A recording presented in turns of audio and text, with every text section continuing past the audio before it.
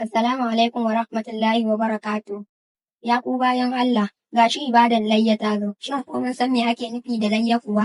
Me za a yanka? Kuma yaushe ne za a yi yankan? Da dai sauransu. To duk ku biyo mu a cikin wannan bidiyon. Za ku samu bayanai gamsassu. To da farko menene layya? Layya wata dabba ce da ake yanka a lokacin hantsi na ranar idin layya domin samun kusanci zuwa ga Allah subhanahu wa ta'ala.